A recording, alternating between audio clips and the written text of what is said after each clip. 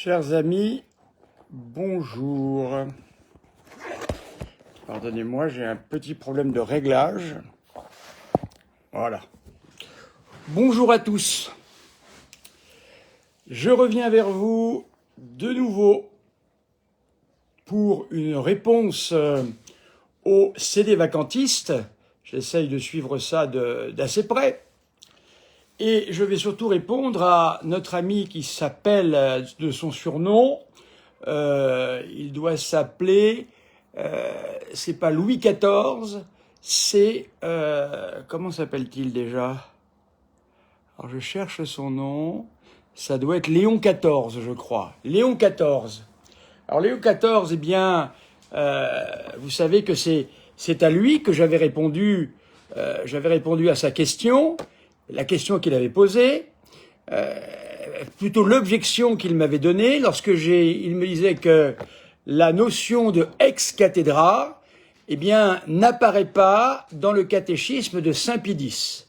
Saint Pie X, c'est après Pie IX.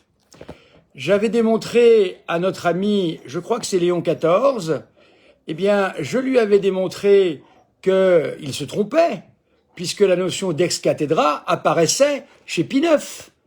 Je lui ai donné un extrait du Detzinger. Voilà sa réponse. Alors comme il m'appelle mon père et qu'il est courtois, je réponds. Ceux qui m'appellent pas mon père, alors là, ça, vraiment, ça, c'est pas la peine. Désolé mon père, mais vous citez Pie IX en y ajoutant votre propre interprétation à sa citation avec cette supposée formulation adéquate que vous ne définissez d'aucune manière et qui n'est pas définie par Pie IX dans cette citation. Alors déjà là, nous avons une source, est-ce de la malhonnêteté? Je ne sais pas que dire. Tout d'abord, je n'ai rien interprété du tout. Je me suis contenté de citer, eh bien, une réponse de Pie IX via la doctrine de la foi pour répondre à des méthodistes. Ainsi, Pie IX, eh bien, dans cette correspondance, reprenait l'intégralité de ce qu'était la définition de l'infaillibilité pontificale, en expliquant bien ce que je me tue à expliquer au CD vacantisme. Évidemment, ça ne correspond pas à leur doctrine, c'est ça leur problème. Le pape n'est infaillible que dans des conditions bien particulières. Il faut que il veuille parler pour l'Église tout entière, il faut que la forme solennelle y soit présente, il faut qu'il déclare enseigner au nom de son suprême magistère engageant l'infaillibilité, etc., etc. Ce n'est pas moi qui l'invente tout ça, mon cher Léon XIV. C'est simplement, eh bien, l'Église qui le dit. Voilà. Alors, il continue. Donc déjà, toute la première partie est fausse. Je n'ai rien interprété, tout d'abord. Je n'ai fait que de donner de manière abrupte le texte de Pie IX. Donc vous me dites que j'interprète, je n'ai rien interprété. Deuxièmement, vous me dites qu'il n'y a aucune définition de ces textes cathédrales. Vous vous trompez. J'ai passé toute ma vidéo numéro 2 à l'expliquer, avec des manuels et le DTC datant de bien avant le concile. Alors je continue, parce que vous allez voir la réponse. Alors, je continue par, comme il m'appelle mon père et qu'il est poli, je lis son objection. Ensuite, si nous relisons attentivement cette définition du premier concile du Vatican, nous pouvons remarquer, après la séquence, lorsqu'il parle ex cathedra, l'expression connue, c'est-à-dire une expression selon le dictionnaire. Bon, et c'est trop long, je ne vais pas tout vous lire. Je vais simplement me contenter de lire, eh bien, carrément, Vatican I, ce que Vatican I dit de la doctrine de l'infaillibilité. Comment, Léon XIV, pouvez-vous affirmer que le mot ex cathedra n'existe plus, alors qu'il figure dans le Concile Vatican I? Comment pouvez-vous dire ça? Comment pouvez-vous dire que ce n'est pas explicité, puisque les théologiens d'après Vatican I se sont efforcés, bien sûr, de donner une contenance précise à tout cela. C'est ce que je vous ai donné dans le numéro 2 de mes réponses au CD vacantiste. Alors, je vais donc lire ici directement le Concile Vatican I. Alors, je donne ma source. J'ai un ensemble de livres qui me permet d'être autonome pour les réponses. Voilà. C'est le dictionnaire de théologie catholique, voyez-vous, qui doit faire à peu près une trentaine de volumes. Alors, ce dictionnaire, donc, fait référence auprès des Saint Pie X, auprès de tout le monde. Il date de 1923. Donc, vous voyez, bien avant le concile. Vous ne pouvez donc pas... ah oui, mais Olivier Marie, là, je suis sur ce sujet-là, donc je reste sur ce sujet-là un certain temps. Je traiterai d'autres sujets. Mais là, je réponds pour le moment, c'est des vacantistes, c'est un combat important. Il faut que je puisse répondre. Vous pouvez... Je n'avais rien annoncé du tout, donc il faudra attendre la prochaine émission. Je ferai d'autres émissions, bien sûr, mais pour le moment, je suis là-dessus. 1923. On peut ne pas suivre, hein, on n'est pas obligé. Hein. 1923. Je vais vous lire exactement ce que dit le Concile Vatican I. N'oubliez pas que Léon XIV nous dit que le terme ex cathedra n'apparaît pas dans le concile, dans le catéchisme de Saint Pie X. Donc, sous-entendu que c'est une invention moderne d'avoir défini le ex cathedra ou de l'avoir rajouté, je n'ai pas trop compris sa version. Voilà. Alors, je vais le lire très clairement. Alors, le Concile du Vatican, voilà ce qu'il dit sur l'infaillibilité pontificale. Alors, c'est pourquoi nous attachons fidèlement à la tradition reçue dès le commencement de la foi chrétienne pour la gloire de Dieu, notre Sauveur, pour l'exaltation de la religion catholique et le salut des peuples chrétiens. Avec l'approbation du Sacré Concile, nous enseignons et nous définissons que c'est un dogme révélé. Voyez-vous, c'est un dogme révélé, les formes y sont, même si, voilà, tout y est. Écoutez bien, que quand il parle ex cathedra, donc Léon XIV, c'est un peu se moquer du monde tout de même.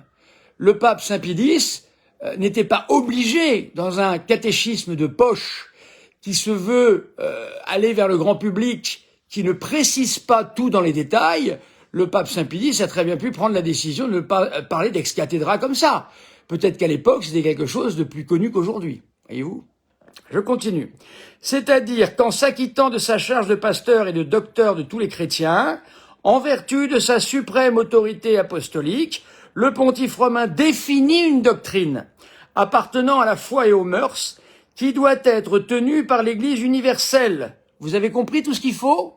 Il faut qu'il agisse en tant que pasteur de l'Église. Il faut qu'il délivre une doctrine pour l'Église universelle. Il faut ensuite qu'il engage son infaillibilité. Mon cher Léon XIV, je suis respectueux avec vous parce qu'encore une fois, vous m'avez appelé père et vous avez été très poli. Donc je reste avec vous très courtois et je vous réponds. Où avez-vous vu marquer quelque part que le pape, eh bien, est infaillible en permanence, comme vous le prétendez? Donnez-moi les références, s'il vous plaît. Il jouit grâce à l'assistance divine qui lui a été promise dans le bienheureux Pierre de cette infaillibilité dont le divin Rédempteur a voulu que son Église soit munie dans la définition de la doctrine appartenant à la foi et aux mœurs.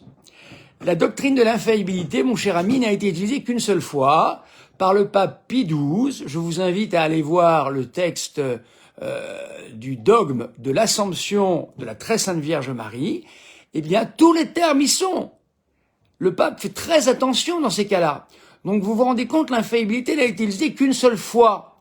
Et vous, sédévacantistes, vous nous affirmez, puisque vous-même, Léon XIV, vous me l'avez dit, que selon vous, le pape n'est pas pape à moitié, n'est pas pasteur à moitié, il est infaillible en permanence. Assumez vos propos, ils sont écrits, nous les avons. Assumez vos propos. La seule chose que vous puissiez dire, mon cher Léon XIV, c'est que vous avez fait erreur, vous vous êtes trompé, et peut-être même que vous êtes trompé dans le sédévacantisme. C'est plutôt ce que je pense. On vous trompe, n'oubliez pas ça. En conséquence, nous enseignons et nous définissons. Voyez-vous les termes qui sont précisés là? Est-ce que vous avez déjà eu ça une seule fois sous la plume ou dans les paroles du pape François? Jamais. Souvenez-vous de ce que précise l'Église.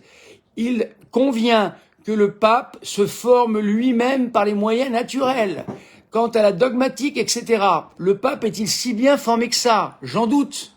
Donc dès lors, si vous voulez que je vous explique, ça c'est un stylo, d'accord? Voilà. Si je vous dis que je vais écrire 50 pages avec mon stylo, et que mon stylo, eh bien, est cassé, la plume ne marche pas, par exemple, eh bien, l'instrument ne convient pas. Ça n'empêche pas que ma volonté est d'écrire 20 pages. Mais le stylo ne peut pas fonctionner pour écrire 20 pages. Donc dès lors qu'un pape n'a pas la formation suffisante, je le pense, pour pouvoir déterminer des choses de manière infaillible, et que d'ailleurs le temps ne le demande pas, eh bien voilà le problème. Le problème vient de là. Je continue.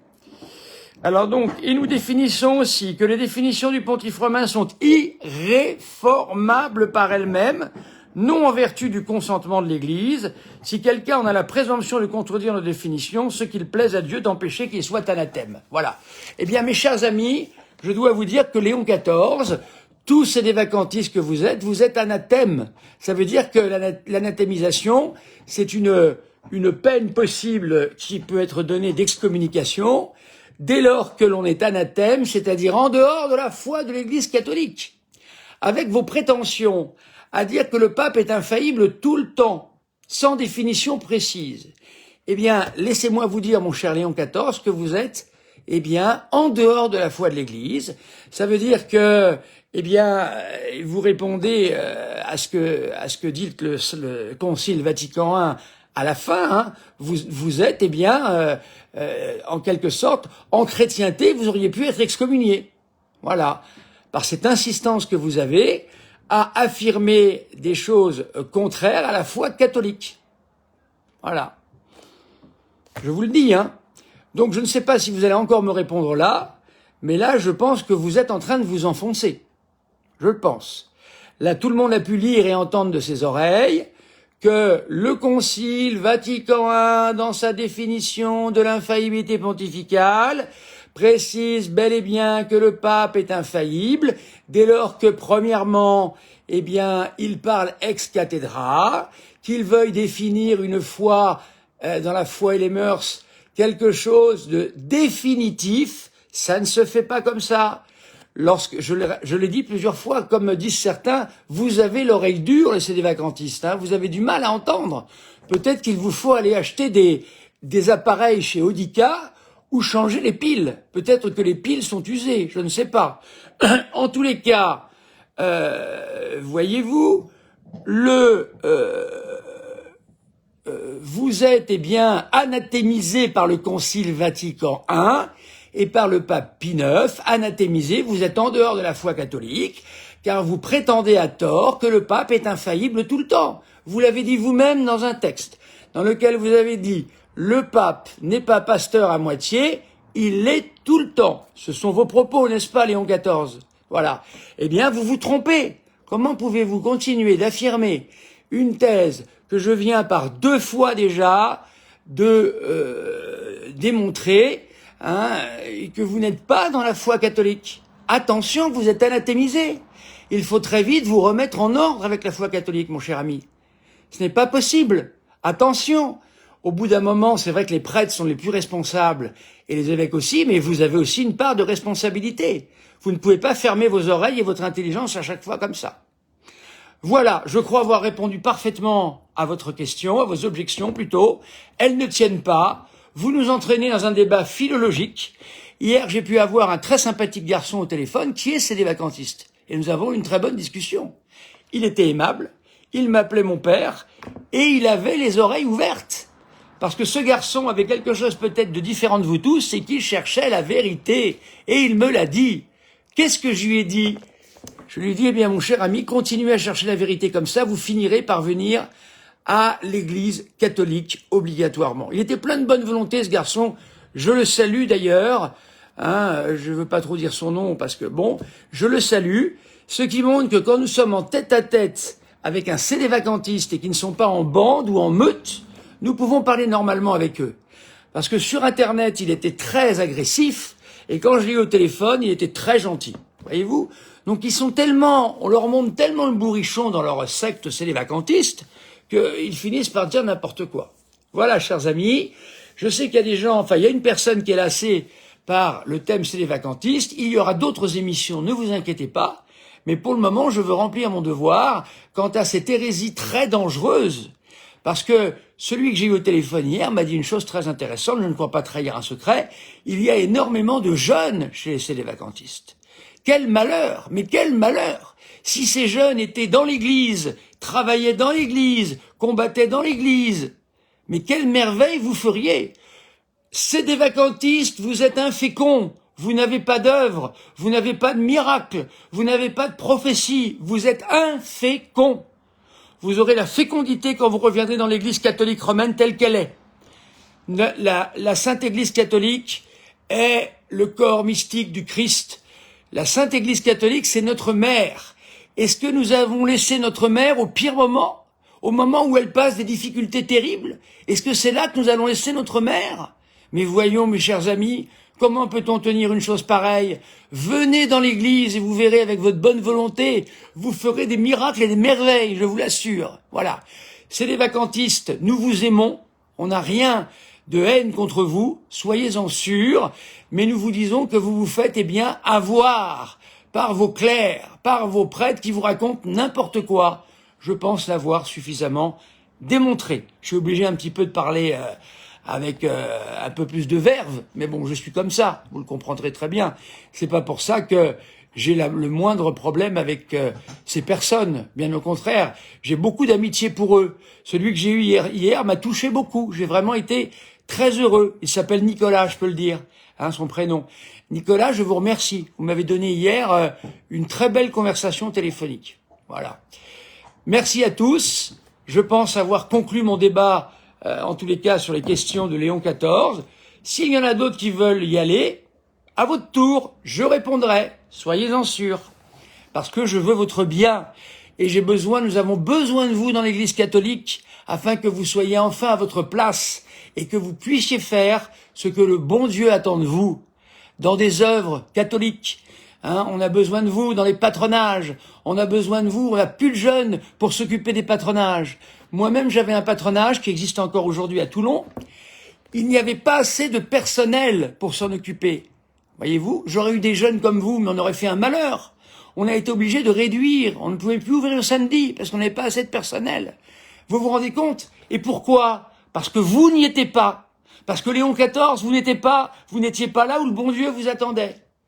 Vous étiez en train de faire des arguties qui ne servent à rien sur le Concile Vatican I, le Concile Vatican II, etc. Vous perdez votre temps. J'ai répondu à tout. Vous avez toutes les réponses. Que faire d'autre?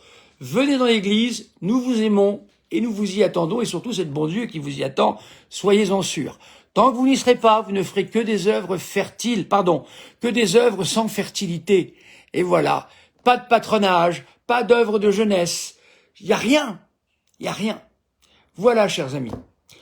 Au nom du Père, du Fils et du Saint-Esprit, ainsi soit-il. Je vous salue Marie, pleine de grâce. Le Seigneur est avec vous. Vous êtes bénie entre toutes les femmes, et Jésus, le fruit de vos entrailles, est béni. Sainte Marie, Mère de Dieu, priez pour nous pauvres pécheurs, maintenant et à l'heure de notre mort. Amen. Je vais donner ma bénédiction pour tout le monde, y compris pour les CD vacantistes. Recevez-la, chers amis. Et j'invite les amis de ma chaîne à prier pour que les CD vacantistes puissent, ceux qui sont touchés par la vérité, revenir enfin dans l'Église. Et ils seront chez eux dans l'Église. Voilà. Plus de doute, plus rien, vous serez chez vous. Que le Seigneur vous bénisse, le Père, le Fils et le Saint-Esprit. Amen. Bonne journée à tous et à bientôt. Il y aura des émissions différentes, bien évidemment. Je ne vais pas faire que ça. Au revoir à tous, chers amis.